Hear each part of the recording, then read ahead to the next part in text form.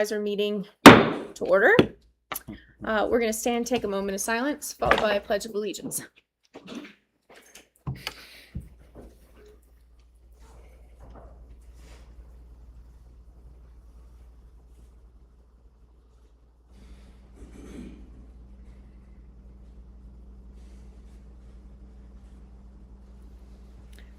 All right, Mr. Lanahan, will you lead us in the pledge of allegiance? I pledge allegiance to the flag of the United States of America and to the republic for which it stands, one nation, under God, indivisible, with liberty and justice for all.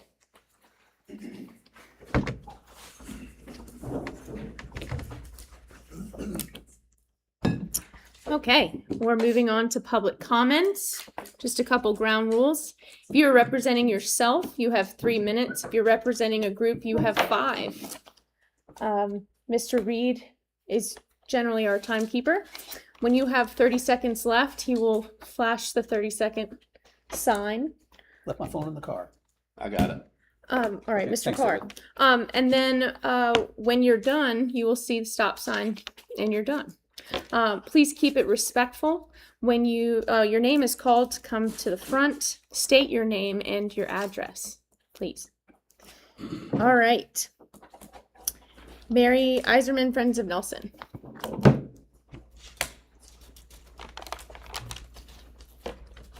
Hey everyone, good to see you.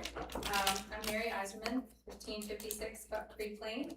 I am speaking today for Friends of Nelson, an organization that most of you probably know formed in 2014 to fight against the eminent domain seizures of property by the Atlantic Coast Pipeline. Our mission then and our mission today is to protect property rights, property values, rural heritage, and the environment for all the citizens of Nelson County, Virginia. So today I'm here regarding the county's acquisition of the Larkin property on 29 North. Friends of Nelson is excited about the future prospects and community interest that has been shown in this property. We are interested in assisting with connecting with our citizens about the vision for the property and the development of the Livingston corridor as a whole. We would like to help support community vision and buy-in for the property and for a future that will enhance the area. Friends of Nelson is available to amplify and support the county's efforts to this end, as well as offering technical assistance and assessment of ecological value of the land and water on the site. Please let us know if there is a way we can work alongside the county to enable our community to have meaningful and productive discussions on this topic. As we learned during our fight against the pipeline, together we are stronger. Thank you. Stephen Bain.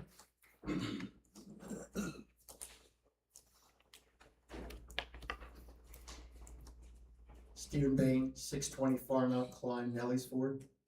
Board of Supervisors. Nelson County and its residents need you to remove and replace the Service Authority Board of Directors in light of failed judgment and execution that is inexcusable and irresponsible.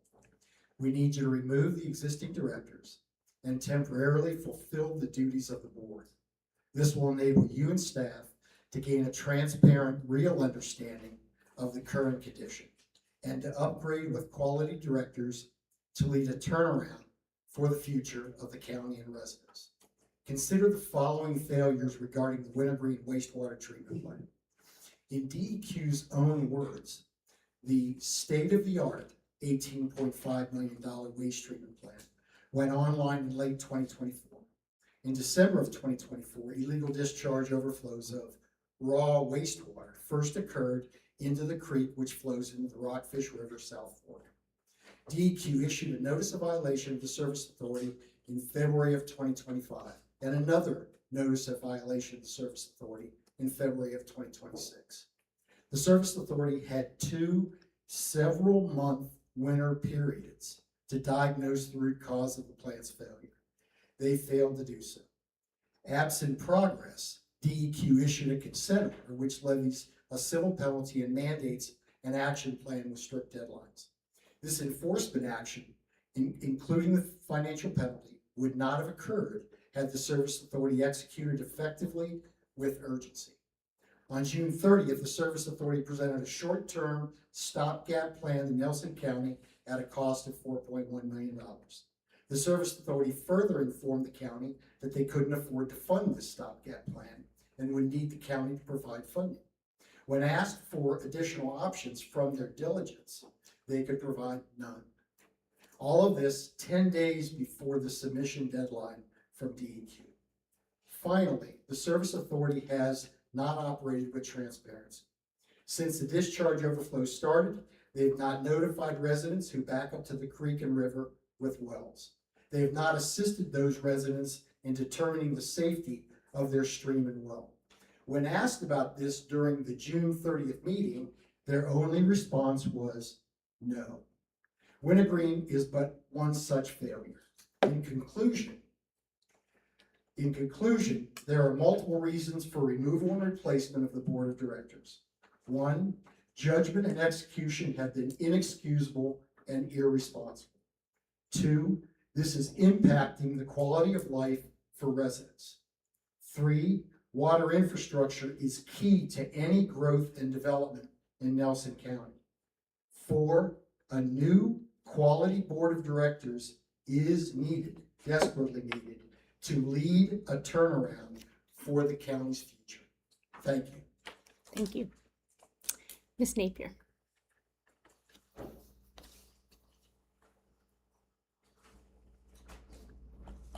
Good afternoon.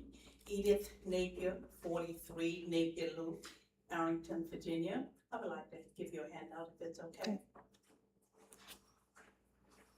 Thank you.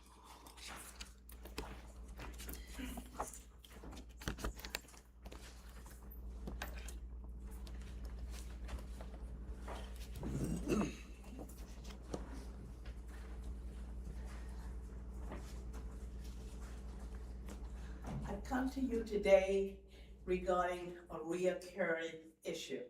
I've come to you before, and that is the cutting of the grass in the mediums between 129 and the southern area of the county. That when the grass was cut at the beginning of the spring, the southern area of 29, a major highway, was not cut the first cutting at all. They cut just south of Colleen and stopped. And then the next cutting, it was cut. Today was the first day of school. I had a little one that I was happy to see off to school. And then I went and took some pictures of the medium on 29. I'm standing in 29, on Route 29 and Tower River Road or 739. If you remember, a couple of years ago, there was a bad accident there.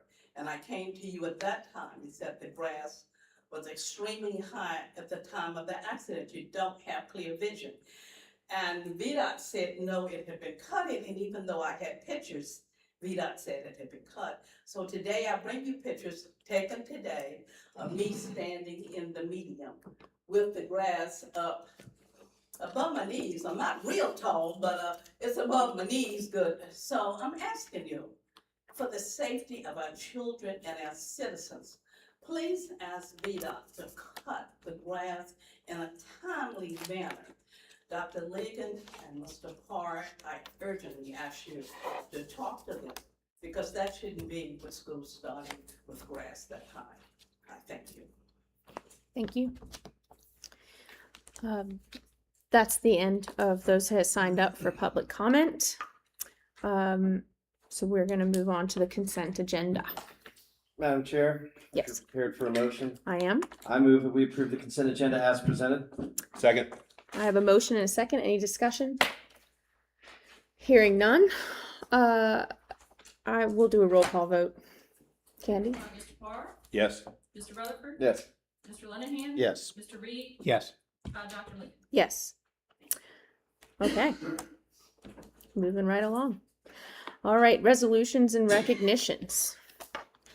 Our first resolution is for Animal Control Officer Jesse Johnson and Deputy William Brown. If you all will. Thank you.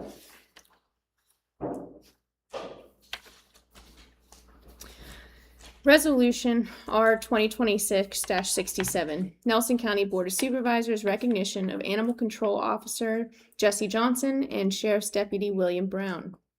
Whereas in April 2026, Nelson County families' worst fear occurred when their nonverbal 4-year-old with autism eloped from their home in Faber, despite having multiple security measures in place.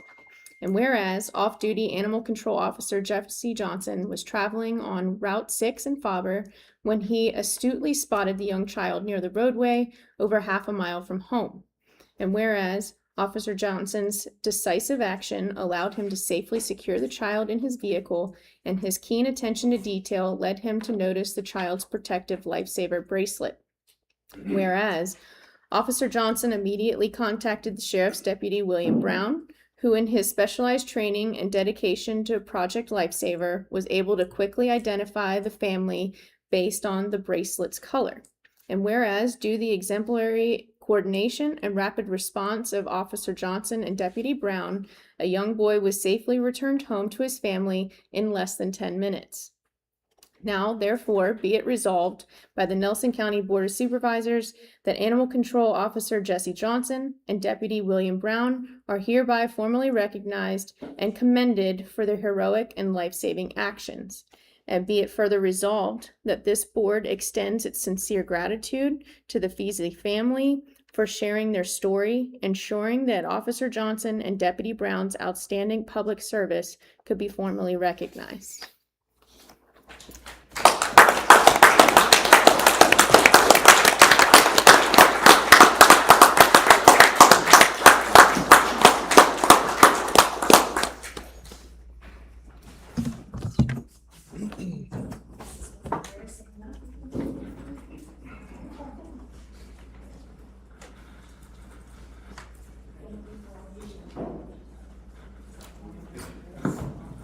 Congratulations, I'm very proud of you. Thank you.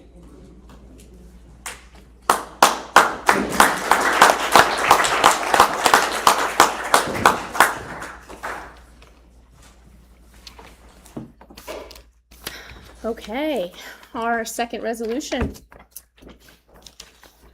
Mr. Reed is going to read. Okay. This is Resolution R 2026-68.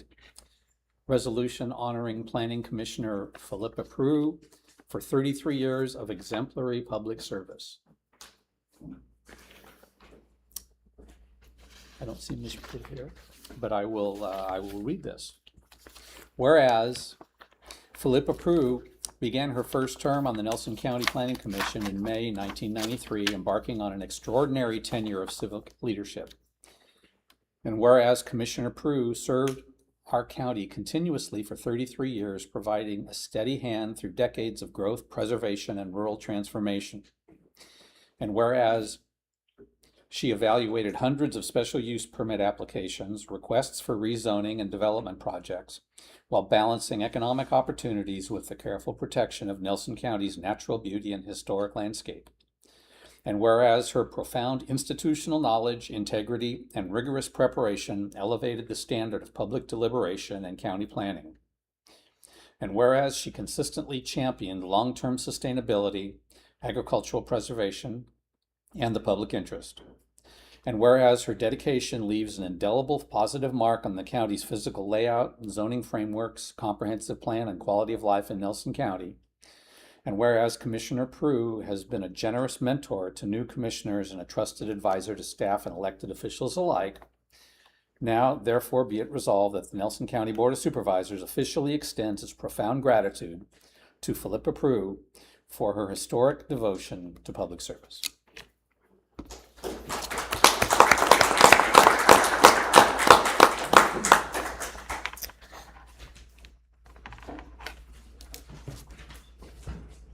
We have to vote on these. So Okay. you made a.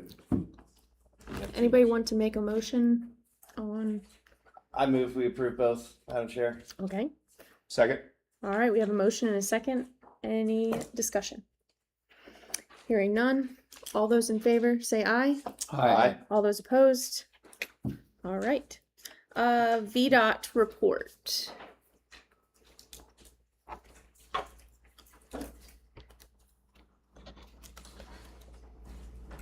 I don't have a whole lot to report on this month, just following up on a couple of things,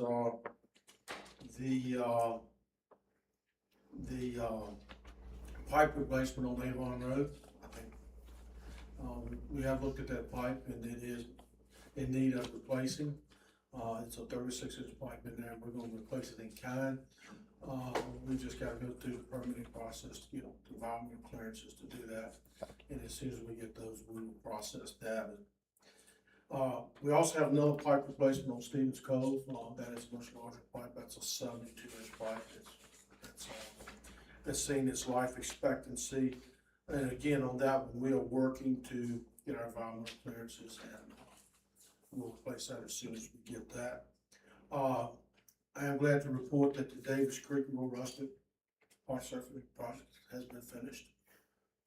That turned out real good. And we will start on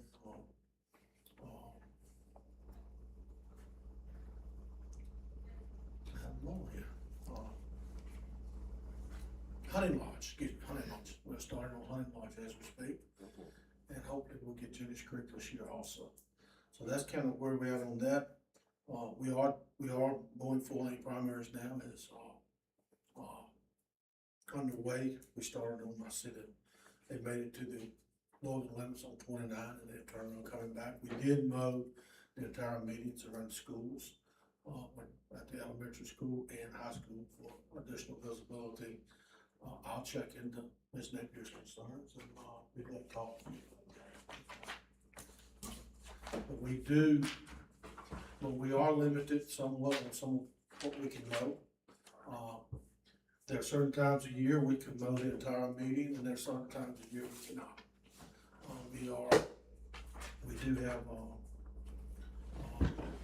We do have restrictions on cutting pollinator plants, and that's we have to follow that. So, but I'll be glad to call and look at that if you'd be glad to. So that's really all I have. I think a couple of us were wondering, how's it going at Oak Ridge? Pardon? How's it going with Oak Ridge Road? Oh, Oak Ridge Road. Been in contact with the school transportation director. This rain has really delayed getting the pavement down. Right now, we are hoping that we can finish getting the pavement down by the 14th of August. But if it keeps raining, they've got most of the stone base down. Once they get that down, that should be pretty much insulated from wet weather. But have been in contact with the school system and keeping them informed. And right now, not running the buses on, as far as the schools, they're not running the buses on, doesn't seem to be imposing a major hardship. And we did offer to open the road up once the stone base was laid, even though pavement might not be on it. And that really wasn't, they didn't think that was necessary. But hopefully that will happen here pretty quick, if it happens very quick. Right now, what I was told today was August 14th, so that's, we'll see how that goes. 14. Friday. Yeah. There's a lot to do. Friday. Yeah. Yeah. That'll be impressive. I think I have to go with what I'm told. I hope they're right. I hope they're right too. I was, Mr. Rutherford? Yes. Wanted to thank the local sheds for all the work they've had last night. There's a lot of road closures, a lot of trees down, all the trees. and they're down. still working on it. I know they have probably another couple days to get caught up, and then we got another storm coming during our meeting. So hopefully they'll get a little bit of a break here soon. So thank them for that. Thank you for the correspondence related towards the gateway signs. We're working with your engineer and that subcontractor of what design actually and what better location could work in that spot. And other than that, I do not have anything that's immediately pressing. Excuse me, it's should just stay quiet. Public comment. You can sir, you've been asked.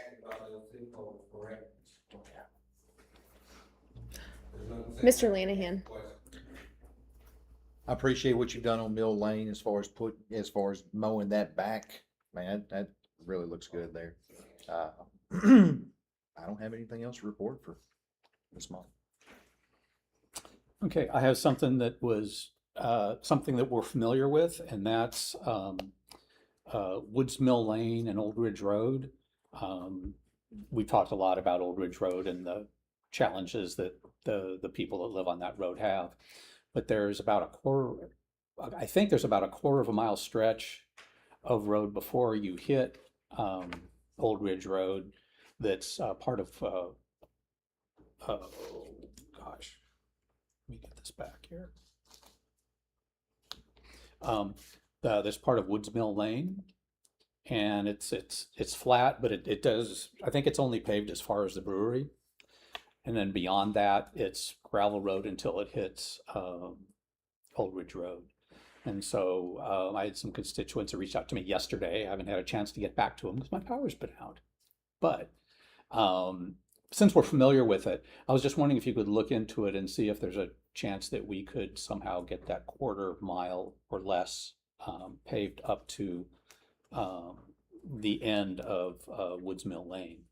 The woman that contacted me said she lives at that point and that she had been told at one time it was going to be done, and you know, who can say, but We'll have to do some research, but is that the section going up to the brewery?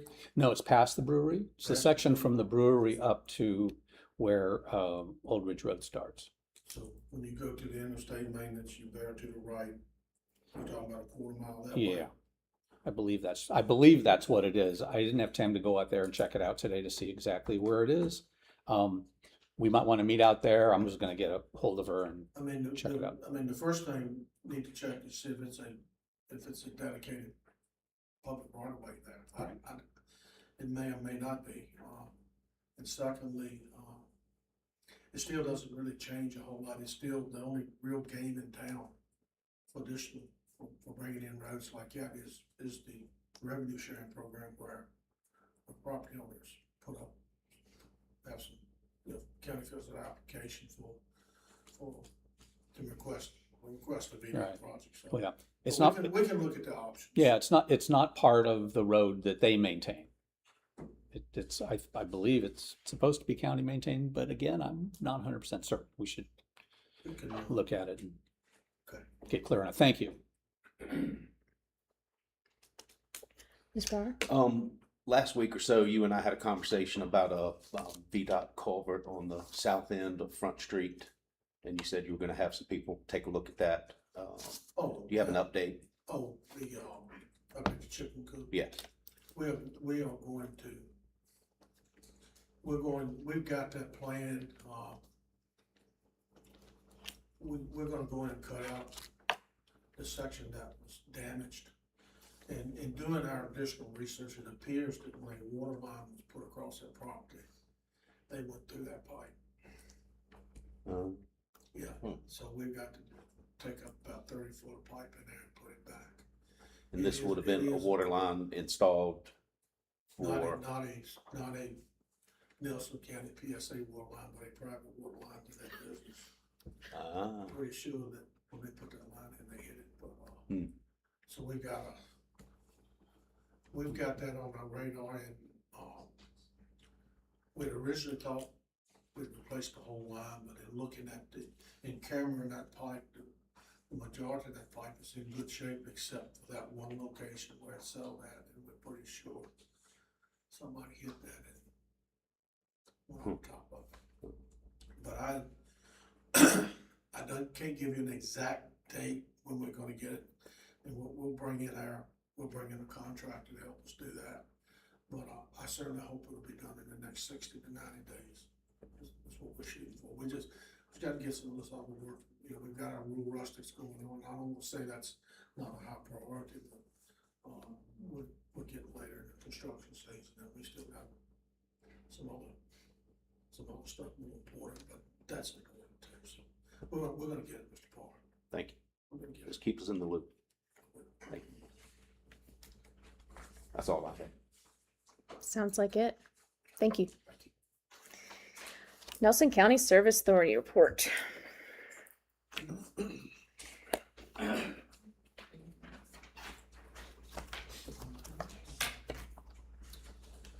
Good afternoon, Board. Justin Schimpf, I'm the NCSA chairman. There's a lot of current information to report, but if the board would give me a few minutes, I was gonna go through a little history of the last 2 years. The public has a lot of interest in it. For better or worse, the public or news has not attended NCSA meetings until very recently. Some information that's been discussed for years has just come to light recently, when in fact there's a lot of information out there that folks I think like to know. So I'm just gonna do a quick summary of that as it relates to the overflows, and then I have some updates on very new developments to fix the issue that are ongoing right now. But starting with a timeline, some of you have seen there's 3 holes cut in the side of the equalization basin up there, and that is the beginning of all the troubles. And that began on May 6, 2024, when the consulting engineers told the contractor to go ahead and proceed with those. NCSA did not know about that at first. We found out, and I have a email, at that time was May 13th.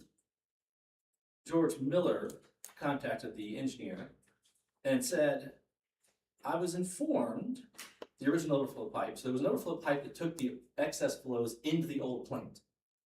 That was removed. This was removed, and that new overflows have been installed, and any overflows in the future will go directly onto the ground. Have I been misinformed? That's this question. The consulting engineer responded, no, you're not misinformed. This was done to protect NCSA infrastructure in case of an emergency that would cause the plant not to function. The overflow would happen at these 3 holes. It was stated at that time, though, by the consultants, because George was concerned about this, that none of these plants, referencing the membrane biological systems, ever had a bypass overflow due to membrane fouling. But we have had to plan for a relief point in case of emergency, so none due to membrane fouling. Well, twice membranes have fouled and the plant has overflowed. Just for the public's awareness, that was the first question the NCSA asked about this when it was brought up. And yet here we are. But there's more to the story. So the plant was under construction through the fall of 2024, being completed, just being brought into operation prior to ski season. In that first season, there was a debate between operator error or engineering failure. A valve was opened and allowed the sludge and the digesters to be dumped into the membranes, which is the treatment process itself. That killed the whole system, basically. These membranes and all wastewater plants rely on a biology at a certain level so that effluent can be treated efficiently. And if you blow that up, it's like putting diesel in your gas-powered car. Boom. So nothing could be done really to get the plant to flow the time, and there was no time because it happened right in ski season. So there was literally no time to address the issue. The overflows occurred because of that issue, the plant could not function. So we fast forward, we got through that season, there was notice of violation. It was the impression of the board and the staff there that this incident had occurred. It would not be repeated again. In March of 2025, the NCSA board brought in the consultants and we asked, well, how was this even allowed to happen? Frankly, we've never gotten a good answer about why this valve could even be opened that would allow this catastrophic failure to occur. Summer proceeded on, the construction continued. The NCSA board remained concerned, as did the executive director, about the progress was being made. Frankly, just slow construction. We issued an order of effect to the contractor to have everything 100% complete, all punch list items done by November 1st, 2025 for the next ski season. That was partially done. They claimed everything of significance was done. A lot was done. In the thereabouts November, probably the December board meeting, it was reported to the board that after all this is being done, our operators had no faith the system could flow the required flows for winter. And that was based on their experience. Basically, during the summertime, the crowd is light up there and the water is warm. Warm water processes faster or easily the membrane system, and you have fewer peaks like you do in ski season. So the plant ran just fine. As they tried to dial up, say, hey, we're gonna have higher flows coming, essentially when you dial the flow rate up, that's when things start going south. And so upon getting to this, again, we were left with, well, what are we gonna do about this? And there was, again, that time, fortunately, not enough time to secure a backup mobile plant or anything else really other than pump and haul, which was done to effect, but you can't haul with so much. And so the prior year's event, because it was caused by a one-off situation that we were under the pressure would never be repeated again, hid the fact that there was a fundamental issue with the plant before that we did not know until the next time around. Because there was something no way to diagnose it. It's like your car is having trouble. Somebody says, I'll fix that, I'll put diesel in it. Well, the thing blows up. Then you get around to getting it running again. You're like, oh, well, still not running right. But that event hid the issue. So, in between, I guess in early this year, after the second overflow situation, we hired a different consulting firm to review the whole situation and look at what has transpired. And we learned a few things, and the simple version is that the $18 million wastewater plant that was constructed, used really what you could consider cutting edge technology in wastewater. So ceramic membrane lasts longer, theoretically works better than the sort of historic systems, which are polymeric. They're basically like, they look sort of like the filters you use in your air conditioning.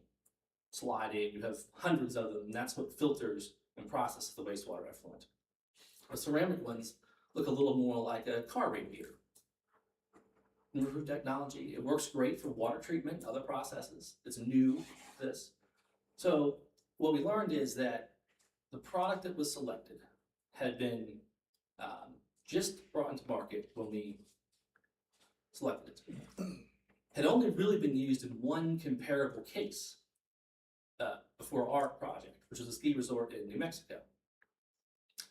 The other consultants we hired did some investigation, found that of the 5 cases that were sort of compared, say, hey, you should use this system, 3 of them had been replaced for a lack of function. The comparable ski resort had to essentially remove this membrane system of core treatment and replace it because it could not flow the required flow rates. And now, why at the last meeting there was some things not said. There's frankly a lot of delicate discussion about this issue because we, the NCSA, want to protect taxpayers and ratepayers by recovering any funds available if there was something in fact designed correctly, performed incorrectly, etc. But the short version of it is that we have, because of the evidence provided to us by other consultants who have a lot of experience in these systems, have determined we're going to remove the membranes and replace them. That's in fact the best way to make the plant operate. So fast forward to last week, a contract was signed to do just that. So at the prior meeting, the joint meeting we had, we were asking for up to $4 million for a series of potential backup pumps. We don't believe that's necessary now. We are going to try to source some backup pumps of smaller scale, but the replacement of the membranes with a proven technology, one that's been used much more readily, and we have much stronger assurances that will function correctly, will be installed before the ski season begins. So that was at a cost to us of about $725,000, which the Service Authority had funds for, and we're paying for it. We hope we don't need to come back to you for the funds. The catch would be if there is still a need for backup treatment, that may be a cost that we would need some help with. But we are confident based on all the findings and the engineering reports that this membrane replacement is the most likely way to achieve success, because it's actually the simplest. You bring in mobile plants, you have to have power, piping, plumbing. The membranes themselves sit in 2 tanks that are the size of the area in front of you, basically, and you pull the old ones out and put the new ones in. And that's the process we've selected to correct the issues. What kind of timeline is it to pull those out and put the new ones in? I mean, how long? What kind of downtime, I guess? Well, there's no downtime in the plant because there's 2 separate trains that run parallel. So you remove one and replace the other. The replacement takes a couple days per side. And the lead time, we've heard different numbers, but something like around 8 weeks from when the contract was signed to replace the system entirely. So there's some mobilization time they arrive, but when they're there, it's probably 2 weeks in total from in and out. But definitely by December 4th, when ski season kicks off. Oh, yes. Fingers crossed. Any questions from this side? Yes. Can we run for this for a moment first, and then we'll just talk about the service authority as a whole. Any questions? No, but see, my question was answered about ski season. Any questions? Just one thing to add is that there is a final test planned in December with Avivo here. Hopefully, the changes having been made, we're going to have everything in place. And we have a test scheduled right now for December, which is going to be the cold water test.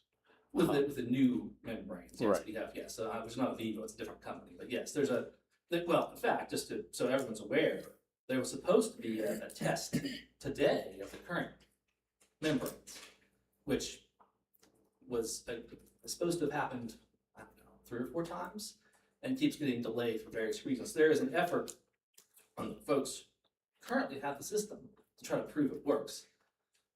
In light of the fact that NCSA believes it's not going to function based on the evidence we have, we've selected to replace them. The testing results will sort of prove, well, could it have worked or not, but it's defining perhaps if there's any, was it a good product to begin with or not, but we have a good product now that we have much more assurance that it'll work. It actually has a higher flow capacity, so we have a little more cushion. It's about 20% more flow capacity in the new system than the old. And we're still hoping to have that warm water test. It's just that it wasn't completed today. There were some levels that weren't right, and they're going to try to get that right, get all the people together, and do it as soon as possible. That's right. I don't know why you would test a system you're about to replace, but Well, they were, yes. This is where it's complicated in a sense where if some of the timing of the questions to Mr. Miller last time was awkward for him because of things that were being agreed to, like leading up right to that moment, essentially. And so the folks who we've paid for all this, we think have an obligation to prove. We think there's very low likelihood of that, and our choices are to risk that and have it fail in the fall, or to do what we think will work, which is the best assurances will work, and spend the money now. And how that shakes out financially, we have to sort out, but the backup plants are much more expensive. So your choice is to reserve $3 or $4 million for backup plants to back up what might not work, or spend the $725,000 on something we believe will work. So that's what we have to do. I support that decision. Okay. Madam Chair. Yes. Before you move on, I do have a question. Okay. Has DEQ approved this corrective action plan? They are in process. The final draft was sent to them today, actually. And so the membrane replacement is actually, it's a corrective action from our standpoint. It's effective like a maintenance exercise. We're not rebuilding the plant in some fashion. The corrective action is to make the thing work. And we are essentially swapping out a different product as part of that process. But no, DEQ has not approved it. They will approve it, we think, in the next week. The corrective action plan includes other things too. There was a screen installed with contractor incorrectly that was discovered relatively recently. There was a a water tank that's supposed to be supplied to provide enough backwashing for our staff to adequately clean the membranes. The tank was undersized, there was not enough water. So other things have come to light as a result of both the other engineers looking at it and just our folks reporting various deficiencies that are getting fixed, that are also part of this corrective action plan. So the Service Authority will not require any more money from the county. That's not what he said. At the moment, That's not what there's he no said. plan for that, but there is, over the next number of weeks, if we think there is any risk where we may need backup facilities, we may come back. We think that risk is very low, but we're still in the engineering phase of still installing these things. I think that the date by, say, mid-October, everything should be in a place we know where it's gonna shake out, because the installation of the membranes will be either complete or in progress, that's so we know everything is set.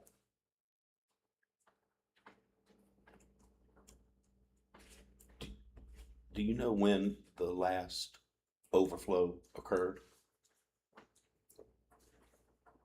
I think it was around Easter-ish of this past year. Mr. Reed Chicken said. I think March. March, yeah, and that was in part caused by, so we have this equalization basin where all the overflows have occurred. And the equalization basin is essentially a huge tank to which you have some fluctuation storage. So on days where the resort is filled, that tank fills up and then our plant drains it down slowly.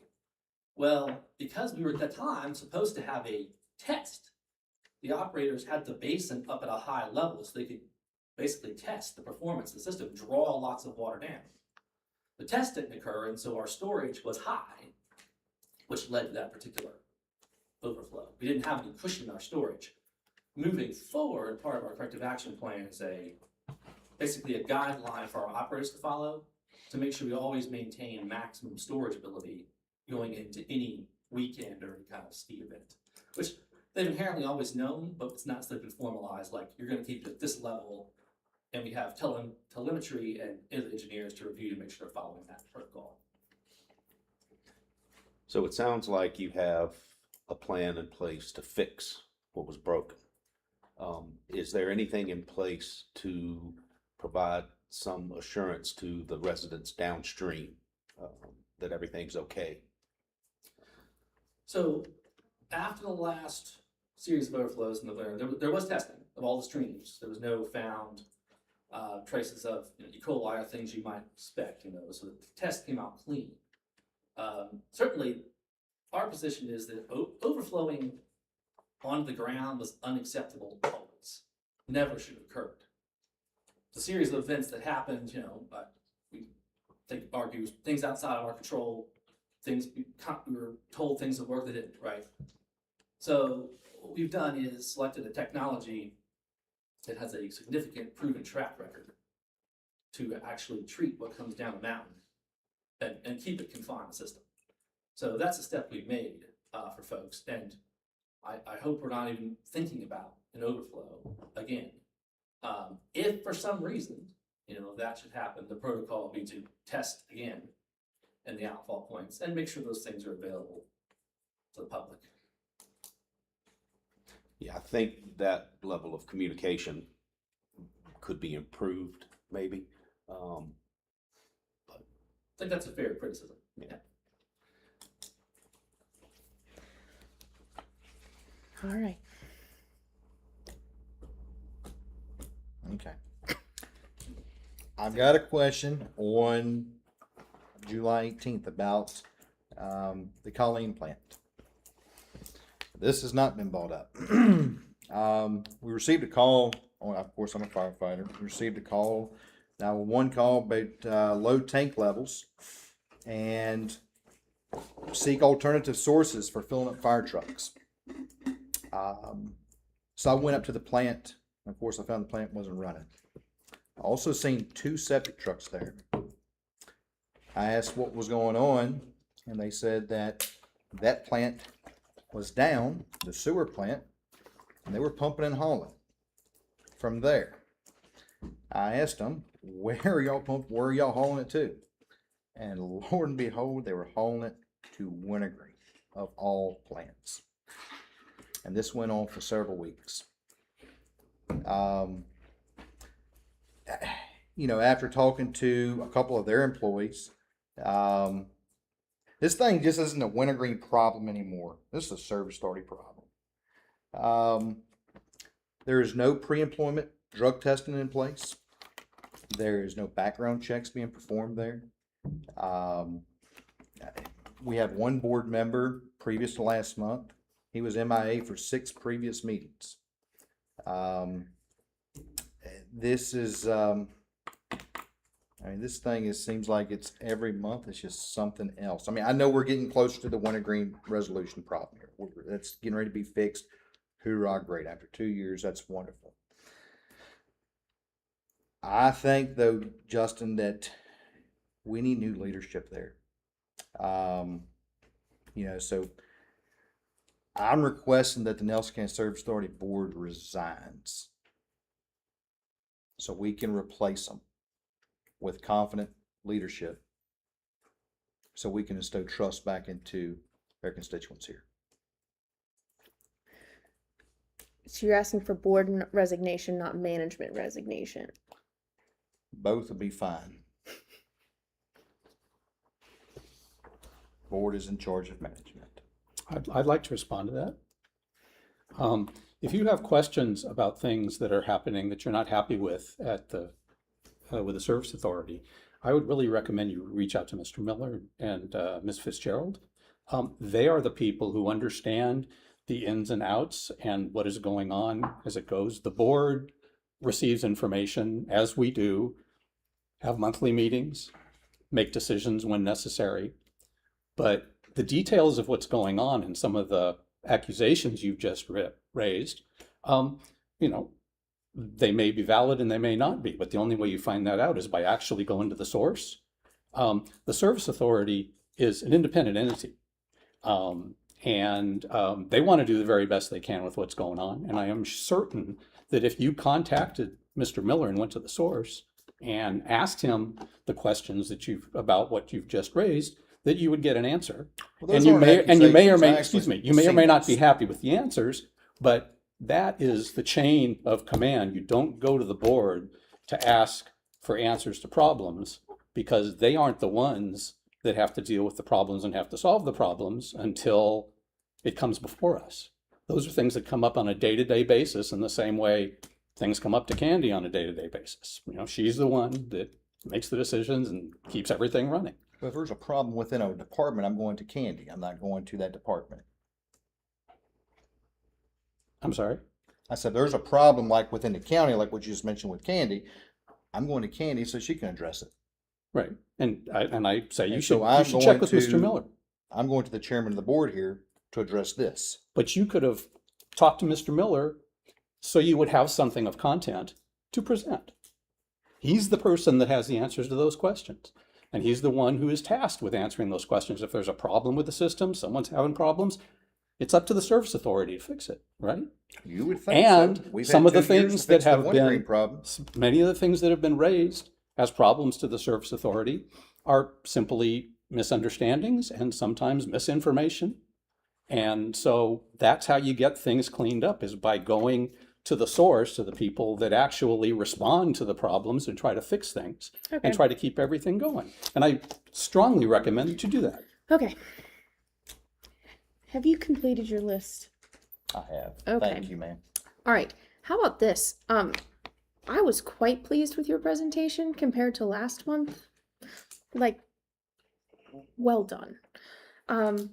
Admittedly, my expectations had been knocked down a few rungs last month, but well done. How about we start listing some of our concerns about the Colleen plant, and maybe in a month or two you can come back and let us know some thoughts. How does that sound? Certainly, I think it is, I know what Mr. Reed said, for better or worse, a lot of these operational things do not come to the board's attention. Yeah. We have no idea about it. Now, maybe that's, should the structure be reported? I don't think you all hear about every little thing that goes wrong from every county employee, Correct. nor would you want to. And I think the board's job is as the whole charter is outlined, which I guess probably the county established, is we oversee the general manager. There certainly are some things the board has to deal with the general manager that are being discussed. But it's in some ways, like, it's good. I appreciate hearing from Mr. Lanahan, who knows these folks, and I hear stuff, because then I can go back and ask people. But the reality is, I'm not gonna know what the structure of the board is. Not gonna be told every little thing that goes wrong. Perfectly fair to bring these things up. We wanna know about it, but all those things do really stem from the executive director as the head of all decisions about personnel, operations, etc., fall into that category. And in some ways, it's outside the line of the director's role to even go around him and say, oh, we don't like how you handle this Colleen thing, I'm gonna talk to the operator there. That would actually be out of place. And maybe it's necessary sometimes, but the right answer there is to have leadership that responds to that role, not to have the directors kind of chasing around things that really should be handled by the executive director himself or herself. That's understandable. I understand a chain of command. We will try and get your questions answered. How about that? Appreciate it. Thank you. Not only was it complete, but it was respectful and full of information. And we hope to draw this whole conversation to conclusion soon. Glad to be here. And if there are, what would probably be most helpful, I'm happy to return, is if there's a list of things, questions like this, if they could circulate maybe from Candy, she's before it, to George, that the board can look at together. And then one of us can come and respond to that, after our next meeting would be probably the best, most efficient way to handle that. So you are getting not just my opinion about it, but the whole board's response to these issues as well. I appreciate that. Thank you. Thank you. Thank you. For Jerry, following up. So Nelson County Parks and Recreation.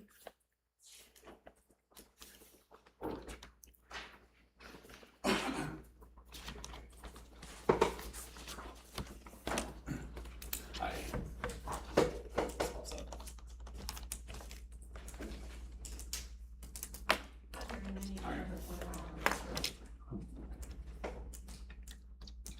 Yeah, perfect. Yeah. All right, well, yeah, thank you for having me today. Just want to talk about a couple upcoming things that we have within our department. Since I took over this position 5 years ago, one of the main recurring comments that I've heard is, where is there a place for kids to play around the area? One of my only answers that I've been able to provide families is basically the now refurbished and replaced playground at Rockbridge Valley Community Center and also school playgrounds.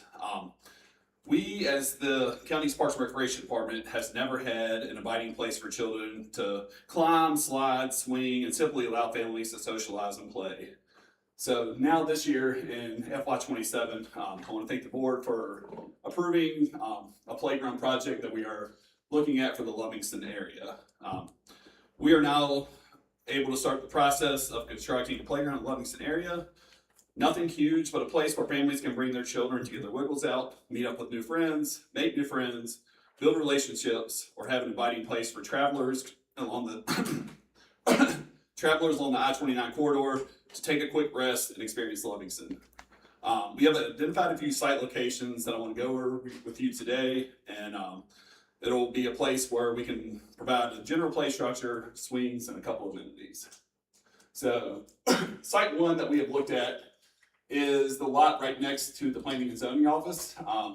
It's right on Front Street. A couple of the pros and cons on this. Pros are, this is a property that the county already owns.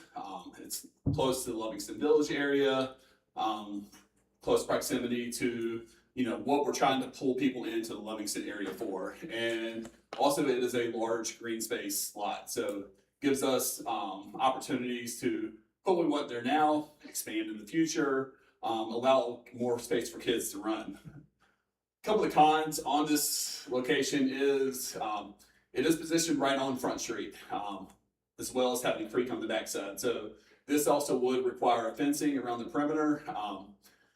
Some of the prices on fencing I have looked at for this area are upwards of about $15,000 to $16,000 to put a perimeter fence around this. And another con is limited parking, but we have worked that out. I have talked with Jeremy Mars, as well as Dylan over there, and we have put together a plan for restructuring that parking lot for playground and parking without disrupting their parking for their normal customers. Site 2 is by our office at the Nelson Center. This is a great location due to the families that already attend our events at the ball field, whether it be softball with siblings, kids, or whatever coming out to watch dad or brother or sister play. We already have our flag football that takes place at the field as well. So those siblings who are siblings playing football, that can the little ones can go up and play while parents can have a close proximity and vision of the kids playing while also watching the others practice. We also have the library groups that meet over there regularly. Having those kids come over there, and then also just on a daily basis, there's so many people just driving down 29. They see it, or they know the pavilion's over there. They'll stop and have lunch at the pavilion behind the Nelson Center. Another great amenity is all the parking at the building that's already there. With this being kind of like down the slope away from the parking area, this area would not require a fence around the perimeter of the playground. A couple of the cons on this are the property is not owned by the county. It is a property of the Nelson Center. So we would have to either look at an easement or an MOU with the building to put county funded playground on the property. It is a smaller footprint, so it kind of limits us as far as future expansion of it or adding additional amenities. However, it is still enough space to put there what we want to have there. One last thing, to be able to have the space available for us, there is a maple tree that I have talked to several arborists and foresters about. We probably would have to remove that tree to allow the space for that play area. However, we would be looking at planting more trees on the property to replace the tree that we take out. So that is the one of the bigger cons with it as well. We are also open to ideas on additional sites if the board has any other ideas, and I'm also happy to go speak with local community groups to gain their feedback on site locations as well. So if y'all have any opinions, ideas on a Livingston playground, please feel free to let me know. Yeah, Madam Chair. Go ahead. In my mind, I don't know why it doesn't necessarily, in my mind, have to just be one playground. I also am open to having playgrounds in both locations. I think both would serve different groups for different reasons. Obviously, you have the laundromat there. A lot of community members kind of still go into that area. I think it also could be a positive for the Livingston community. I also love the idea of having one over at the Nelson Center because there are a ton of activities that happen over there. So kind of my perspective on this is not a this or that. I really think I don't know why we wouldn't consider doing both because they're going to serve different families, different times, different reasons. And there's going to be, you're going to probably have similar cons as about whether that be vandalism or whatever that may be. That's going to be a risk we always run in every situation that you have an outside playground of sorts. But that's kind of where I'm at. Not just one, but I think both are great options to do.